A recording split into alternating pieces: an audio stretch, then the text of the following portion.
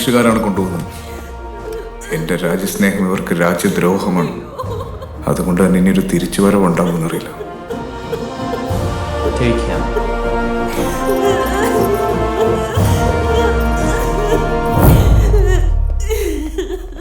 ഇരുന്നോളൂ. Good, very good. കാണേ sir ഇരിക്കട്ടോ.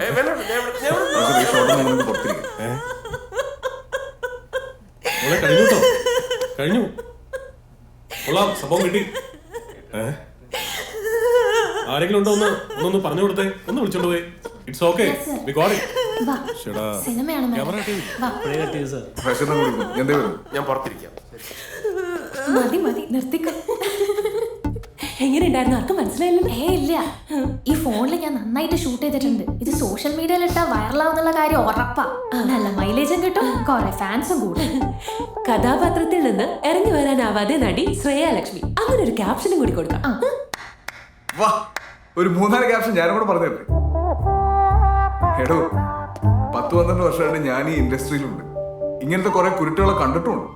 ഈ കുരുട്ടുബുദ്ധി കാണിക്കുന്ന എഫേർട്ടിന്റെ പകുതി ഓണസ്റ്റ് ആയിട്ട് അഭിനയത്തിലിട്. അങ്ങനെയാണ് കുറച്ചുകൂടെ കളത്തി നിൽക്കാം. സോറി സർ, വേറെ ആരോടും പറയല്ലേ. ഞാനായിട്ട് ആരോടും പറയില്ല, പക്ഷെ ഇത് ആർക്കും മനസ്സിലായിട്ടില്ല കേട്ടോ. ശരി, വേണ്ടായിരുന്നു. നമസ്കാരം. ഈ സോഷ്യൽ മീഡിയ വന്നതിന് ശേഷമുള്ള ചില ഏടാകൂടങ്ങളല്ലേ വൈറലാവുന്ന ഇപ്പൊ ചിലരുടെ വയറ്റിപ്പഴപ്പ്. പ്രാവശ്യം ഞാൻ വായിച്ചു, ഗംഭീര സ്ക്രീൻ പ്ലേ ആണ്. എനിക്കിത് ഭയങ്കരമായിട്ട് ഇഷ്ടപ്പെട്ടു. അത് പറയാനാണ് ഞാൻ വിളിപ്പിച്ചത്. ഇതില് 3 ക്യാരക്ടേഴ്സും അടിപൊളിയാണ്. 3 രീതിയിൽ പെർഫോം ചെയ്യാനുള്ള. ഞാനേതാ ചെയ്യേണ്ടതെന്ന് പ്രകാശ് ചേട്ടൻ ഡയറക്ടറോട് സംസാരിച്ചിട്ട് പറഞ്ഞാൽ മതി. Thank you Asif. ഈ പ്രോജക്റ്റ് എന്റെ കച്ചിത്തുരുമ്പാ.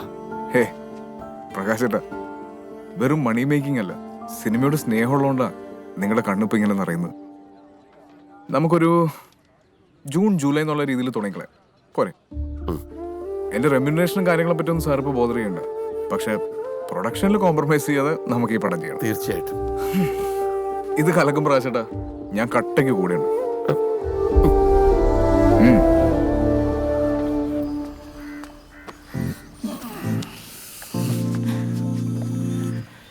നമ്മളിങ്ങനെ ഫുൾ ടൈം ഒരുമിച്ച് കിടക്കുന്നതുകൊണ്ട് ആളുകൾ അതും ഇതൊക്കെ പറയും. ഏതെങ്കിലും മീഡിയ ചോദിച്ചു കഴിഞ്ഞാൽ ബ്രദർഹുഡ് റിലേഷൻ ആണ്, എനിക്ക് നീ എൻ്റെ സിസ്റ്ററിനെ പോലെ എന്ന് പറഞ്ഞാൽ മതി. അല്ലെങ്കിൽ നമ്മുടെ രണ്ടുപേരും കരിയറിനെ അത് ഭയങ്കരമായിട്ട് ബാധിക്കും. മീറ്റിംഗിലാന്ന് ഞാൻ പറഞ്ഞായിരുന്നു. Sorry sir. സോറി എന്തിനാ പറയുന്നത്? ഞങ്ങൾ ബ്രദർഹുഡ് റിലേഷൻ അല്ലേ? അതെ സാറേ, ഒരു മിനിറ്റ്. അത്യാവശ്യം സോറി. പ്രൊഡക്ഷൻ കൺട്രോളർ വിളിച്ചിരുന്നു. ആ പ്രകാശ് സാറിന്റെ പടത്തിൽ നടൻ ആസിഫിൽ ഡേറ്റ് കൊടുത്തു. അയ്യോ, ആ സത്യം, നമ്മുടെ കയ്യിൽ നിന്ന് പോയി. ഒരു കാര്യം ചെയ്യാം, ഇന്ന് വൈകുന്നേരം ഹോട്ടലിൽ വെച്ച് 100ാം ദിവസം ആഘോഷം നടക്കുന്നതിനിടയ്ക്ക് ഞാൻ കയറി അനൗൺസ് ചെയ്യും. ഞാൻ അങ്ങനെ പറയുമ്പോൾ തന്നെ നിർത്താതെ കഴിക്കാൻ പറ്റുന്ന ആളുകളെ കാശ് കൊടുത്ത് നീ ഇറക്കണം. അത് ഞാൻ ഇറക്കിക്കോളാം. അങ്ങനെ വിളിക്കാം. മാഡം സോറിയേ. വീണ്ടും സോറി എന്തിനാ പറയുന്നത്? ഞാൻ പറഞ്ഞില്ല അവളെന്റെ സിസ്റ്റർ ആണെന്ന്. സോറി. ഈ ബ്രദർഹുഡ് മിക്കവാറും വാട്സപ്പ് ക്ലിപ്പായിട്ട് ഇറങ്ങും.